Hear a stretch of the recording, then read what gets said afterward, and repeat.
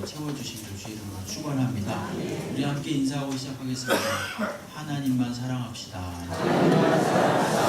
네, 오늘 출애굽기 20장 1절로 17절인데 특별히 제 첫 번째 제 1계명 이 3절을 중심으로 말씀을 나누도록 하겠습니다. 10계명은 지난 시간에 우리가 서론을 살펴보았는데 10계명은 구원받기 위한 조건으로서 주신 것이 아니라 이미 이들이 애굽에서 구원을 받은 후에 어떻게 하나님의 백성으로서 살아야만 하는가에 대한 규범으로서 주신 것입니다. 이것이 구원을 위한 조건이 아니라 하나님의 백성으로서의 삶의 기준으로서 주신 것이고, 특별히 지난 시간에 본 것처럼 2절에 있는 대로 나는 너를 애굽 땅 종되었던 집에서 인도하여 낸 내 하나님 여호와니라, 이 말씀을 통해서 왜 우리가 이 10계명의 말씀에 순종해야 되는가를 보았습니다.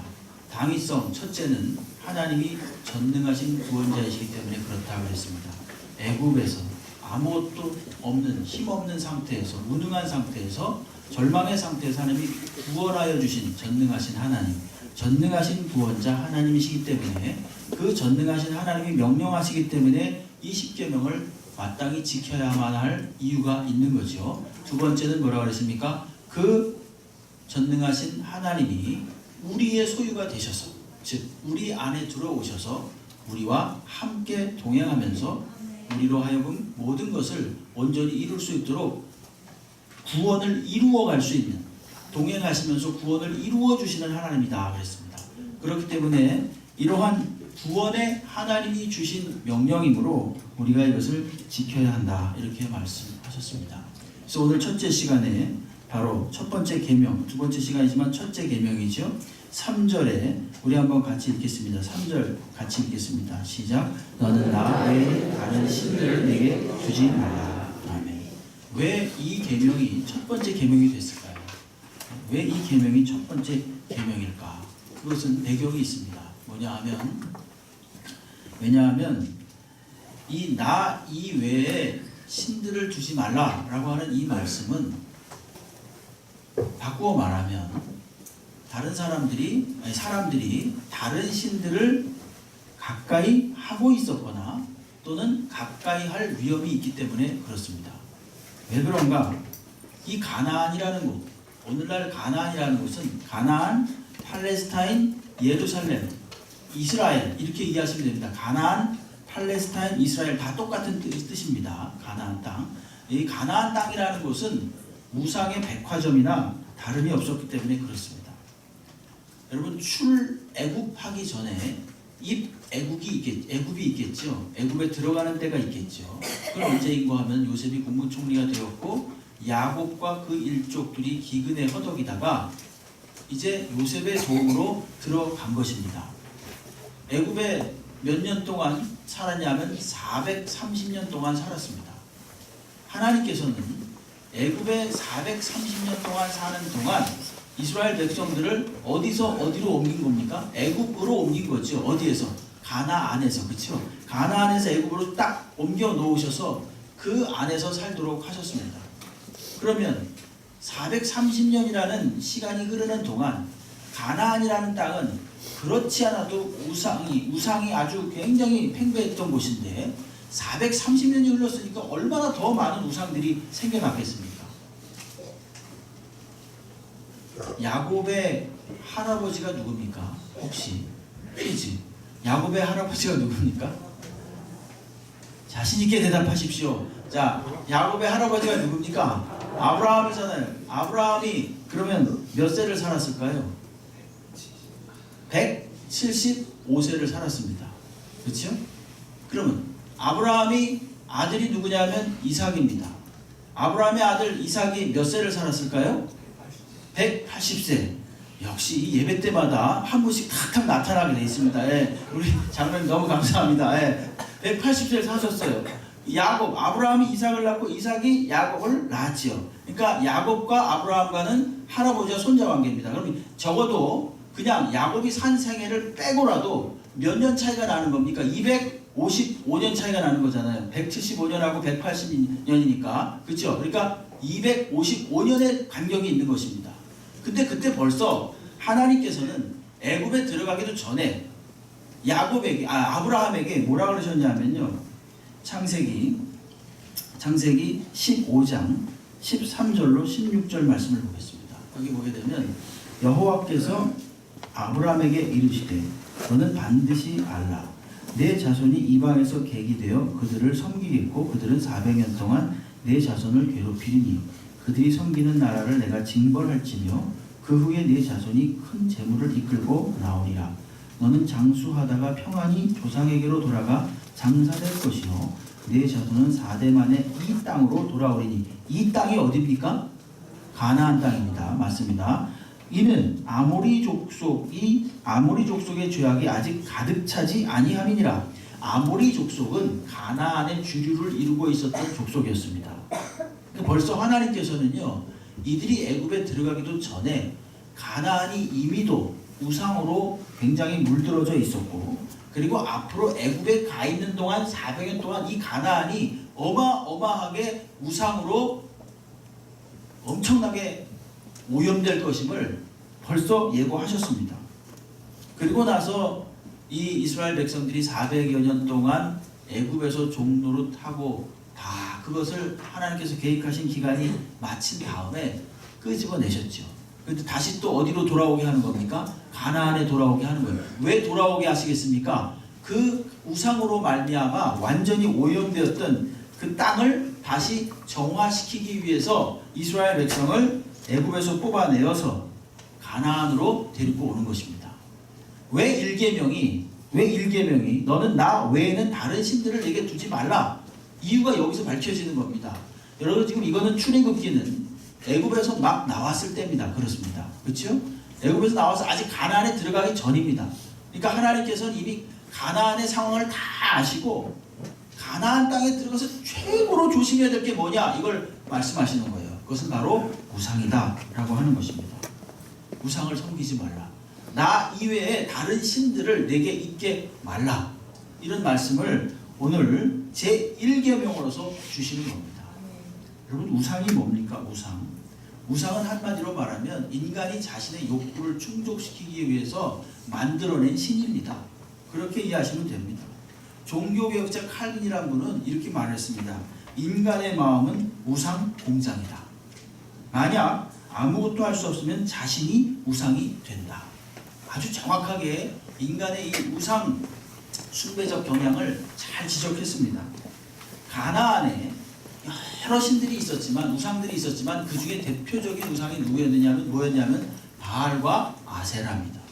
바알과 아세라는 풍요와 다산을 준다는 신입니다. 이스라엘 백성은 400년 동안 광야에서 계속 행진하면서 거기서 정착할 틈이 없었어요. 그렇기 때문에 어떤 뭔가를 씨를 뿌려가지고 재배를 한다거나 이렇게 생활을 하지 않았습니다. 그런데 가나안에 딱 들어가 보니까 모든 게 다 셋업이 돼 있어요. 잘 정리가 잘 돼 있습니다. 그래가지고 거기서 정착해서 사는 삶을 살고 있어요. 그리고 그들이 먹고 사는 형태를 보니까 농업이더라는 거죠. 농업인데 그들이 이렇게 살펴보니까 농업에서 이 농사의 그 날씨와 비를 주관하는 신이 있다는 겁니다. 그 신이 바로 바알과 아세라입니다. 그 신들이 원래부터 있었느냐? 원래부터 있은 신이 아니라 이들이 농사를 지으면서 만들어낸 신이겠죠. 바알과 아세라. 여러분 그 하나님께서요 모세를 불러서 네가 이제 이 백성을 인도하여 낼 것이다. 내야만 할 것이다. 그렇게 말할 때 모세가 뭐라 그랬냐면 하나님 그들이 만약에 하나님이 누구냐고 물어보면 제가 어떻게 대답해야 됩니까? 그러니까 하나님이 뭐라 그러셨습니까?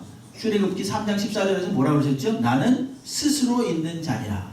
나는 누구에 의해서 만들어진 자가 아니라 영원부터 영원까지 스스로 있는 자가 바로 나라는 것입니다. 이게 바로 하나님의 본질입니다. 하나님은 누구에 의해서 만들어진 것도 아니고 지배를 받지도 않고 조종을 당하지도 않습니다. 그러나 우상은 그렇지 않죠. 우상은 이 사람들이 말입니다. 자신들의 어떤 바램, 기대를 충족시키기 위해서 만들어 놓은 거짓 신에 불과합니다. 가만히 보니까 바알과 아세라상이 바로 그런 거예요. 그런 걸 보면서 광야에서는 하나님이 인도하셨지만 농사를 지을 때는 바알과 아세라가 우리를 도와줄 거다. 그래서 거기에 혹해서 넘어갔습니다. 가나안 주변의 인접 국가 중에 모압이라는 나라, 암몬이라는 나라, 그런 나라가 있었는데, 모압이라는 나라는 그모스라는 신을 섬겼고요. 암몬이라는 나라는 밀곰 또는 몰렉신이라는 걸 섬겼는데, 이건 특징이 뭐냐면 사람을 잡아 바치는 인신 제사를 요구하는 신들이에요. 그러니까 이들이 아기를 잡아서, 상상만 해도 끔찍하죠. 갓난 아기를 잡아서 불구덩이에다 던져 넣으면은 이 밀곰 또는 이 몰렉신이 마음을 편안하게 하고 우리를 도와줄 것이다. 그렇게 생각을 했습니다. 되게 무지한 생각이죠. 그렇죠? 그러나 사실은 이 어촌 지역이나 또 농촌 지역일지라도 근대까지만 해도 1800년대까지만 해도 이런 일이 상당히 많이 있었습니다. 뿐만 아니라 이 가나안 일대에는 말입니다. 태양신, 달신, 폭풍의 신, 또 산의 신, 강의 신, 이런 온갖 종류의 신들이 다 있었어요. 그래가지고 그것들을 형상을 만들어 놓고 막 섬겼죠. 그리고 우상은 절대로 저절로 만들어지지 않습니다. 어떤 사람이 이렇게 하면 신이 복을 내린다 그래 놓고 우상을 만들지요. 그리고 그거에 관련한 규칙을 만들고 제사를 만들고 그것을 어기는 자들에게는 징벌을 가합니다. 그렇게 해서 체계화시킨 게 바로 우상 숭배지요. 그것이 오랫동안 법처럼 내려오다 보니까 만약에 그것에 반기를 들면은 그 사람은 처형을 당하고 따돌림을 당하게 될 수밖에 없습니다. 오늘날 이단이 존속하는, 그 생성되고 존속되는 원리하고 매우 흡사합니다. 어떤 교주가 신비로운 그리고 또 주술적인 힘을 발휘합니다. 그것이 속임수일 수도 있고 어쩌면 마귀에게 힘을 얻어 하는 능력일 수도 있습니다. 여러분, 마귀도 능력이 있습니다. 어둠의 권세도 희한한 능력을 보일 수가 있어요. 근데 그 끝이 문제죠. 그 끝이. 그래서 아무것도 아닌 거예요. 하나님도 능력이 있으시고 마귀도 능력이 있는데, 물론 하나님과 마귀를 이렇게 비교하는 건 너무 우습지만은 마귀도 일말의 능력이 있습니다. 사람보다는 적어도 힘이 세거든요. 이렇게 어떤 주술적인 그런 신비로운 힘을 가지고 있어요. 그런데 그 끝이 어떻게 되는지 아십니까? 요한복음 10장 10절 말씀을 보게 되면, 도둑이 오는 것은 도둑질하고 죽이고 멸망시키려는 것 뿐이요, 내가 온 것은 양으로 생명을 얻게 하고 더 풍성히 얻게 하려는 것이라, 그렇게 말하고 있습니다. 그러니까 제가 어렸을 적에 유리겔라라는 사람이 우리나라에 왔었죠. 왔었습니까? 아니면 제가 어디서 봤는데 왔었죠? 그래가지고 막 젓가락 같은 거 이렇게 탁 해가지고 막 휘어주고 그런 거 있었죠. 시계가 막 멈추고 막 그런 거 있었지 않습니까? 네. 그런 거 있었죠. 네. 그래서 어쨌단 말입니까? 그죠? 변한 건 하나도 없습니다. 변한 건 하나도 없어요. 악한 자들은요, 그런 걸 이용해가지고 사기를 치고 그런 걸 이용해가지고 사람을 포로로 삼는 거예요. 그게 바로 마귀의 힘이지요, 사실은. 그게 우상의 힘인 겁니다. 이단들의 열매를 잘 보십시오. 그 끝이 어떻게 되는지 한번 잘 보십시오. 마침내 한 사람의 교주와 그를 둘러싼 소수의 사람들만 모든 것 취할 것 다 취하고 나머지는 전부 다 뭡니까? 이용만 당할 뿐입니다. 이게 바로 이단의 결말입니다. 결론이에요. 만들어 놓은 우상은 대단히 겉으로는 그럴듯해 보입니다. 하지만 그것이 할 수 있는 일은 아무것도 없습니다. 시편 115편 3절로 8절에 보게 되면, 그들의 우상들은 은과 금이요 사람이 손으로 만든 것이라. 잘 보십시오. 우상이 만들어졌는데, 우상이 입이 있어요. 입이 있어도 말을 못하죠. 당연히. 눈이 있어도 보지 못합니다. 귀가 있어도 듣지 못합니다. 그리고 코가 있어도 냄새 맡지 못한다. 이렇게 말하고, 손이 있어도 만지지 못하고, 발이 있어도 걷지 못하고, 목구멍이 있어도 작은 소리조차 내지 못하느니라. 여기 한번 같이 하십시오. 우상들을, 시작. 우상들을 만드는 자들과, 네, 그렇습니다. 우상 아무것도 아니라는 것입니다. 겉은 어떤 때는 굉장히 엄숙해 보이기도 하고 그럴듯해 보여도 아무 능력도 없는 게 우상이라는 거예요. 이사야 41장 19절 말씀을 보게 되면, 보라, 그들은 다 헛되며 그들의 행사는 허무하며 그들이 구워 만든 우상들은 바람이요 공허한 것뿐이니라. 이렇게 말합니다. 우상은 결론적으로 뭐냐 하면 인간들이 자신들의 욕망을 위해서 만들어낸 신에 불과합니다. 아무 능력도 없고 단지 그것을 만든 사람, 그것을 이용하는 사람들만 유익을 보는 그런 물건에 불과합니다. 오늘날 사람들은 속으로 이렇게 묻겠죠. 아, 저는 뭐 신상을 만들지도 않고 그걸 갖고 다니지도 않습니다. 저는 뭐 부적이나 주문 같은 거 만들지도 않고 중얼중얼거리지도 않습니다. 저게 무슨 상관입니까, 저하고?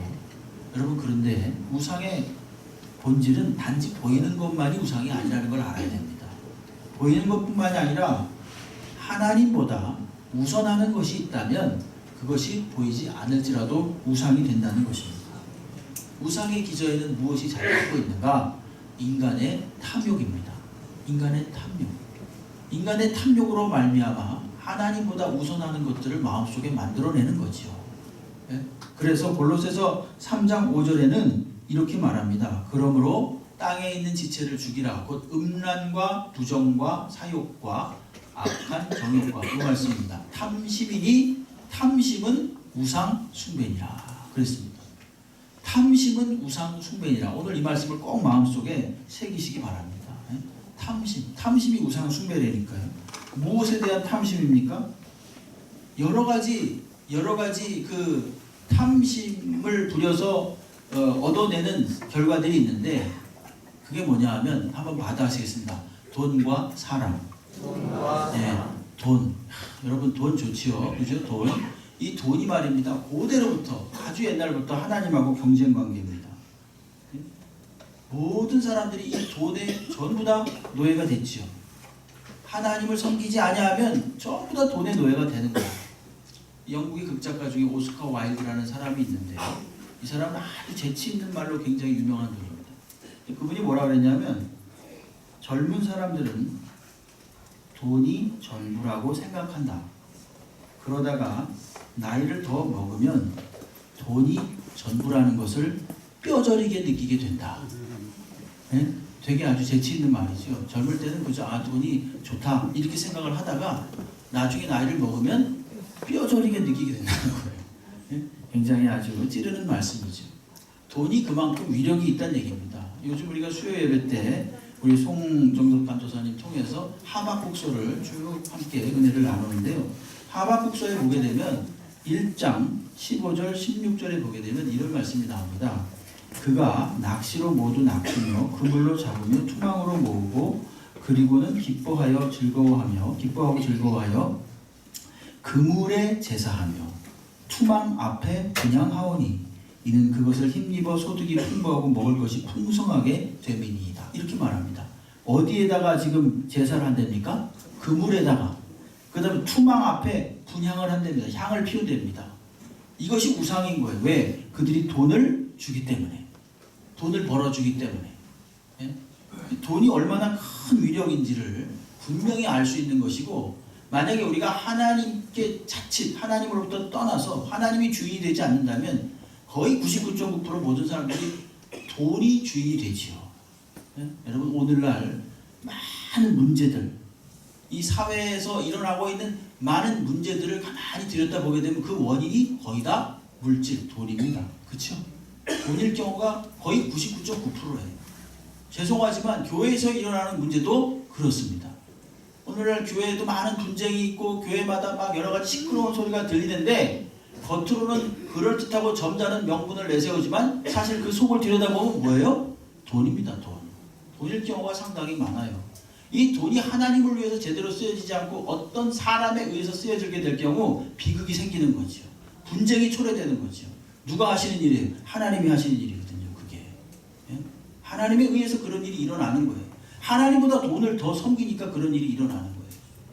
여러분, 교회에서 저는 연초에는 제가 헌금에 대한 말씀을 거의 안 드리는데 그냥 말씀에 따라서 드리는데 연초에는 제가 꼭 말씀드린다고 그랬어요. 왜 그런지 아십니까? 상기시키기 위해서 드리는 거예요. 오늘날 많은 문제들이 돈 때문에 문제가 일어납니다. 여러분, 교회에서도 돈 때문에 문제가 상당히 많이 일어납니다. 그러려면 어떻게 해야 됩니까? 우리가 돈이 우상이 되면 안 된다는 거죠. 돈이 우상이 되지 않기 위해서 사실은 하나님께서 10의 1조를 내라고 하신 거예요. 야, 여기서는 아멘이 하나도 없잖아요. 네, 이럴 줄 알았어요. 예? 잘 보세요. 예? 왜 그러셨느냐? 왜 그러신지 아세요? 11조가요. 사실은 선악과와도 같은 개념이에요. 같은 맥락입니다. 선악과 하나님께서 에덴의 모든 것들을 다 주시고 나서 너 딱 한 가지만 하지 말라 그랬어요. 선악과만 먹지 말라 그런 거예요. 아까워서 그런 게 아닙니다. 그걸 보면서 나는 창조자고 너는 피조물이라는 것을 매일매일 상기하라는 거예요. 그게 바로 창조물과 피조물의 경계예요. 표지입니다. 선악과가. 그렇기 때문에 아까워서 먹지 말라는 게 아닙니다. 10의 1조도 마찬가지입니다. 오늘 아주 분명히 말씀드리는데 그것도 말입니다. 사실은 하나님 교회 재정 불리려고 돈을 쌓아서 뭐 하겠습니까? 교회가. 네? 교회는 재정이 사실은 딱 있는 만큼만 있는 게 제일 좋아요. 그렇지 않습니까? 그러나 하나님께서 왜 그런 명령을 내리셨겠어요? 이런 훈련을 통해서 돈에 지배당하지 않는 훈련을 하는 거예요. 11조뿐만 아니라 헌금도 그렇고 여러분이 각 여러 가지 사회단체나 봉사단체 기부하고 헌금하고 이런 거 있죠. 그거 대단히 아주 훌륭한 일들입니다. 왜냐하면 그것이 돈을 지배하는 것이기 때문에 그래요. 저는 분명히 확신할 수 있습니다. 교회에서 자란 어린 아이들이 어릴 적부터 물질을 다루는 훈련을 제대로 받고 자라면요, 밖에 나가서 크게 실수할 확률이, 결정적으로 자신들의 인생을 망치는 실수를 할 확률이 현저하게 아주 많이 떨어질 거라고 분명히 믿습니다. 왜 그런지 아십니까? 매스컴이 다 말해주잖아요. 저 자리에 올라가니까 저 사람이 얼마나 많은 노력을 했겠어요. 얼마나 많은 고생을 했겠어요. 얼마나 많은 공부를 했겠어요. 그런데 어느 한순간 얼마 받았다 이래가지고 순식간에 다 날아가는 거예요. 그러나 하나님이 물질의 주권자이시다 라는 생각을 하게 되면 어떻게 될까요? 그 유혹을 완벽하게 견뎌내는 사람은 물론 없겠지만은, 그러나 유혹을 충분히 이겨낼 수 있는 확률이 확실히 높아지는 거죠. 네? 결정적일 때 하나님이 주인이시다 라고 하는 생각을 딱 하게 되면요, 흔들리지 않는 겁니다. 사회에 나가서도 어느 곳에 나가서도 마찬가지입니다. 네? 그럴 때 하나님이 보호해 주시는 거예요. 저는 정말 물론 믿음의 분량에 따라서 할 수도 있고 안 할 수도 있습니다. 그걸 그런 사람을 판단하고 정죄하고 그러진 않습니다. 하나님이 그런 마음을 주시기까지 기도하는 거지요.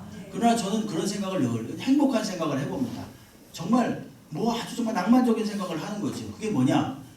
모든 성도들이 하나님께 만약에 10의 1조를 드린다면 얼마나 행복할까? 교회 재정이 많아서 행복한 게 아니라 그들이 물질에 관한 하나님께 항복한 사람들이기 때문에 행복한 거예요.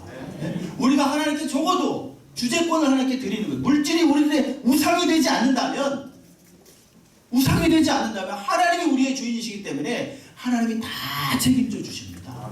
염려하지 마십시오. 여러분 부들부들 떨지 마십시오. 걱정하지 마시고 하십시오. 네? 이것이 바로 물질에 대한 주제권을 주님께 드리는 훈련을 하는 거예요. 네? 어떤 사람들은 그거는 그저 농경시대의 문화였기 때문에 현대시대에 와서는 아무 의미가 없다. 아닙니다. 여러분 농경시대나 지금 시대나 조금 아까 말씀드렸죠. 바알과 아세라는요, 하나님하고 지속적인 라이벌 관계였어요. 왜 그랬는지 아십니까? 그들이 돈이었기 때문에 그렇습니다. 오늘날 이 우상을 경계해야 됩니다. 좋은 것이지요. 돈은 좋은 것이지만 그것을 우상화시켜서 거기에 넘어가면 안 된다는 것입니다. 또 하나는 사람입니다. 사람이 우상화돼서는 안 돼요. 몇몇 사람들 중에 어느 유명한 사람을 알고 있으면 나는 그 사람을 알고 있어, 이런 것만으로도 굉장한 자부심을 느낍니다. 네. 그렇다고 그 사람이 하나님은 아닙니다. 그 사람이 많은 지식을 갖추고 있고 모든 것들을 다 구비하고 있고 또 엄청난 능력이 있는 사람일지라도, 그러나 그는 사람일 뿐입니다. 그 사람이 가지고 있는 지식 때문에 오히려 하나님을 막는 경우가 더 많습니다. 사실은 어떨 때는. 그리고 프랑스의 그 사르트르라는 그런 분 들어보셨죠? 실존주의 철학자라고. 그분 무신론적 철학자예요. 그래서 하나님이 없다고 말하는 사람이에요. 근데 그 사람이 워낙 똑똑하고 논리적이고 굉장히 합리적인 사람이에요. 그러다 보니까 그 사람이 죽었을 때 말이죠, 5만 명이 따라갔답니다. 그것도 다 거의 젊은이들이. 그 사람 장례 한번 생각을 해보세요. 5만 명이 따라가는 장례식을 한번 생각해 보십시오. 그리고 그가 묻힌 그 무덤에서요, 거의 그가 신격화됐다고 합니다. 그는 누구였는가? 하나님이 없다고 말하는 무신론적 그런 철학자였거든요. 사람이 우상화될 수가 있다니까요. 또 사상이 우상화될 수도 있습니다. 그렇죠?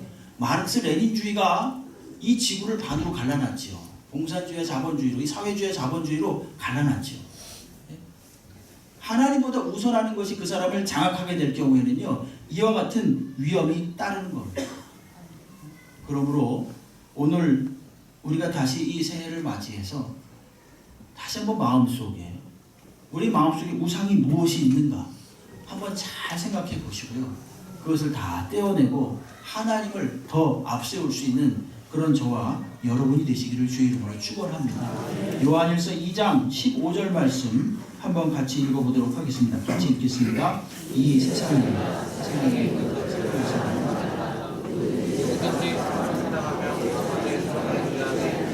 아멘. 그렇습니다, 여러분. 세상에 있는 것들 속에는 돈도 속하고 사람도 속하고 지식도 권세도 과학도 이성도 사상도 다 속하는 겁니다. 근데 그걸 과도하게 사랑해서는 안 되지요. 그것은 우상이 되기 때문에 그렇습니다. 그것이 나쁘다는 얘기가 아닙니다. 그것보다 하나님을 보다 그것들을 우선하여 놓을 때 그것이 우상화된다는 것입니다. 여러분, 우상을 섬기면 어떻게 되는지 아십니까? 하나님과의 관계가 단절됩니다. 오늘 잘 말씀을 보십시오. 2절에 보게 되면요, 나는 너를, 하나님이 나와 너의 관계로 딱 규정하잖아요. 3절에 보게 되면 너는 나 외에는 다른 신들을 두지 말라. 하나님은 아예 나는 너의 하나님이고 너는 나의 백성이라고 딱 인격적으로 규정을 해 놓으십니다. 그런데 여기 우상이 들어오게 되면 나와 너의 관계가 깨지는 거예요. 하나님께서는 친히 우리들에게 사람이 되어 우리들에게 오셔서 우리와 함께 거하셨죠. 그분이 예수 그리스도십니다. 그래서 우리를 평생 구원의 여정을 인도하십니다. 그런데 거기 우상이 쑥 들어오게 되면 어떻게 되겠습니까? 하나님의 보호하심과 인도하심과 공급하심과 사랑하심을요, 발로 다 차버리는 거예요. 우상에게 나를 맡기게 되고 우상이 나의 주인이 되면서 하나님과 나의 관계가 단절되는 것입니다. 이 무서운 일이죠. 여러분, 하나님이 살아계심을 믿습니까? 네, 하나님 살아계심을 믿습니다. 하나님이 지금도 계십니다. 문득문득 어쩌다가 하나님이 안 계신 거 아니야? 이런 생각할 때 나사렛 예수 이름으로 명하노니 물러가라. 그렇게 하십시오. 네? 여러분, 하나님이 정말로 계십니다. 네? 하나님이 정말로 계셔서 지금도 우리들의 예배를 받으시고 계십니다. 그럼 제가 헛소리 하는 거죠. 만약에 아니면. 그렇죠? 수없이 많은 수천 명, 수만 명의 목사들이 헛소리 하는 거죠. 전 세계에. 그렇죠? 하나님이 정말로 계십니다. 그렇기 때문에 하나님 아닌 다른 우상을 섬겨서 하나님과 단절되는 일이 없게 되기를 바랍니다. 뿐만 아니라 하나님 아닌 다른 우상을 섬기게 되면요, 어떻게 되냐면 참다운 자유가 사라집니다. 참다운 자유는 하나님 안에만 있습니다. 요한복음 8장 32절에 진리를 알지니 진리가 너희를 자유케 하리라, 분명히 그렇게 말씀하셨습니다. 여러분, 이스라엘 백성을 애굽에서 끄집어낸 것은 육신적으로도 육체적으로도 그들을 종로로 탄해서 건져낸 것이지만 사실은 영적으로도요, 하나님께서 해방을 시킨 거예요. 10가지 재앙을 내리실 때 피, 개구리, 이, 파리 그런 것들 있잖아요. 그런 것들 다 그들이 형상화시켜서 섬기던 신들이었습니다. 애굽의 그 수없이 많은 신들, 특별히 태양신, 그래서 황제는 태양의 아들이라 그랬잖아요. 그 정도로 황제도 신격화되어 있었습니다. 그런 영적인 오염된 상태에서 이스라엘 백성을 끄집어낸 것입니다. 육신적인 출애굽기도 하지만 영적인 출애굽기도 한 거지요. 우리가 주 안에 있을 때 자유와 평강을 누릴 수가 있습니다. 루터가 1517년 10월 31일 비텐베르그 대학교의 정문에다가 95개조 대자보를 딱 붙였죠. 그것 때문에 아주 그냥 엄청난 이 혼란이 일어났죠. 이 카톨릭에서 볼 때는, 이 교황청에서 볼 때는 엄청난 이게 막 반역적인 사건인 거예요. 근데 그 당시에 아주 최고의 권력자였던 찰스 5세라는 사람이 있습니다. 합스부르크가 그 당시 최고의 세도에 있는 가문이었는데 그곳의 후예였었고, 오스트리아, 스페인, 나폴리 이쪽 지역을 다 관할하고 있었던 막강한 황제가 바로 이 찰스 5세라는 황제였습니다. 그가 루터를 부르죠. 어디로? 보름스로 와라. 보름스라는 곳으로 와라. 뭐 하려고? 청문회 하려고. 그러면서 점잖게 말합니다. 너 내가 신변은 보장해 줄 테니까 네가 이제까지 했던 말 다 취소해라. 네가 95개 좀 반박문 붙였는데 그런 거 다 사실은 치기 어린 생각이었다고 그렇게 다시 되돌리라 이렇게 말을 했습니다. 루터가 뭐라 그랬겠습니까? 루터가 이렇게 말했습니다. 루터는 한 광부의 아들이었고 그저 일개 수도사에 불과했습니다. 근데 그가 이렇게 말했습니다. 존엄하신 폐하와 높으신 분들께서 단순 명료한 답변을 요구하시므로 저는 아무런 주석도 단서도 붙이는 일 없이 대답하겠습니다. 저는 제가 인용한 성경들에 의해 사로잡혔으면 저의 양심은 하나님의 말씀에 의해 포로가 되었습니다.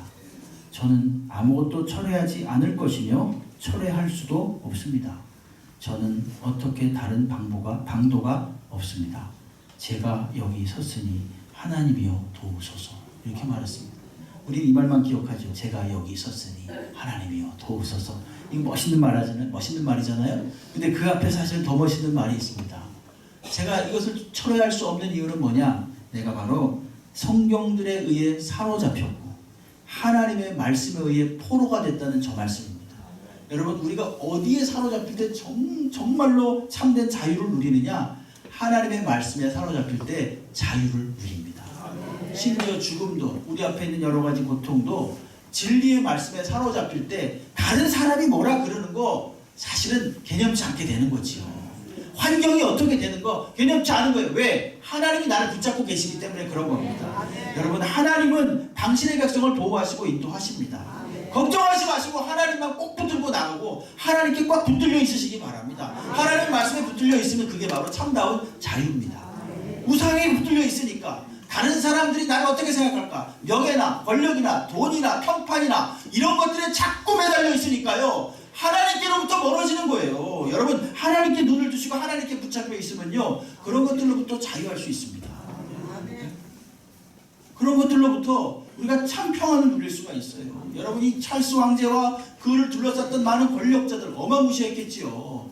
근데 당당하게 나는 하나님 말씀에 붙잡혀 있어서 저를 붙잡고 있는 건 하나님이시기 때문에 절대로 철회할 수가 없습니다. 그렇게 말했다는 거 아닙니까? 이게 참다운 자유고 평강입니다. 여러분 우상이 우리의 주인이 될 때 하나님과의 관계가 단절될 뿐만이 아니라 우리는 참다운 자유도 상실한다는 사실을 꼭 명심해야 합니다. 우상이 우리의 주인일 때 세 번째로 어떻게 됩니까? 형벌에 이르게 됩니다. 더 무서운 말씀이죠. 그죠? 점점 증강되죠. 지금 개인도 성읍도 국가도 형벌에 이르게 된다는 거예요. 이사야 44장 9절로 11절 말씀을 보게 되면 우상을 만드는 자는 다 허망하도다. 그들이 원하는 것들은 무익한 것이거늘 그것들의 증인들은 보지도 못하며 알지도 못하니 그러므로 수치를 당하리라. 신상을 만들며 무익한 우상을 부어 만든 자가 누구냐? 보라, 그와 같은 무리들이 다 수치를 당할 것이라. 그 대장장이들은 사람일 뿐이라. 그들이 다 모여 서서 두려워하며 함께 수치를 당할 것이라. 다 수치를 당한다고요.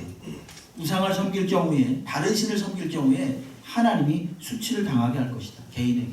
성읍도 마찬가지입니다.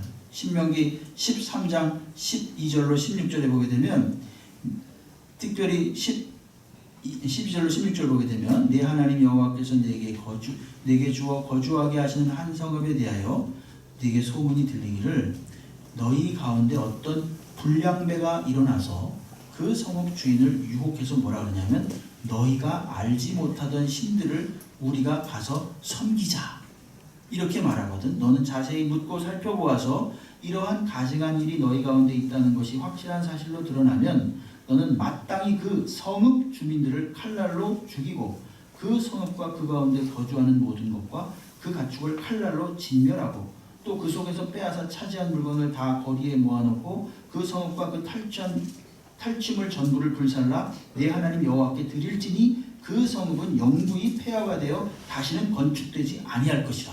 이 우상 숭배에 대한 징벌이 이 정도로 엄청났습니다. 마치 전염병처럼.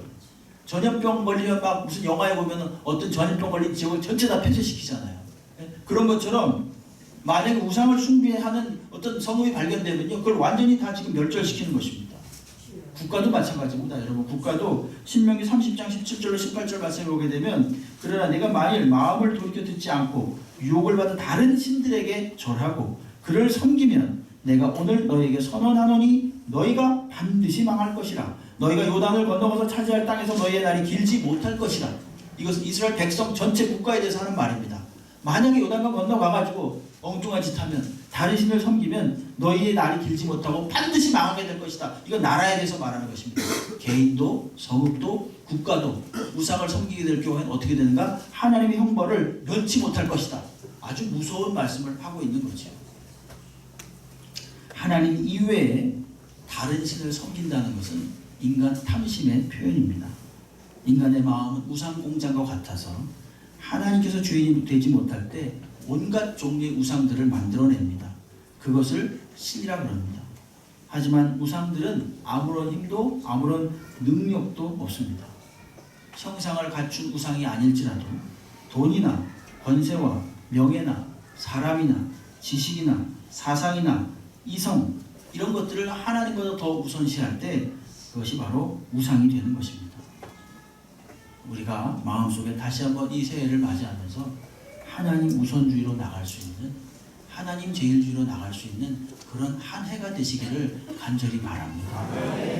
특별히 우리 교회 성도들, 저를 비롯해서 모든 성도들이 정말 이 한 해에 하나님만을 더 빛내고 하나님만을 드러낼 수 있는 거룩한 백성들이 되길 바랍니다. 성경에 보게 되면 훌륭한 믿음의 위인들이 많이 나옵니다. 아브라함도 나오고 이삭도 나오고 야곱도 나오고. 그런데 아브라함이 완벽했느냐? 그렇지 않습니다. 자기 부인을 누이라고 속였죠. 얼마나 치사합니까? 비겁하고, 그죠? 이삭도 똑같은 짓을 했습니다. 다윗 아시죠? 무슨 짓 했는지. 바울, 모세 다 사람을 죽였던 사람입니다. 왜 성경이 이런 걸 기록하겠습니까?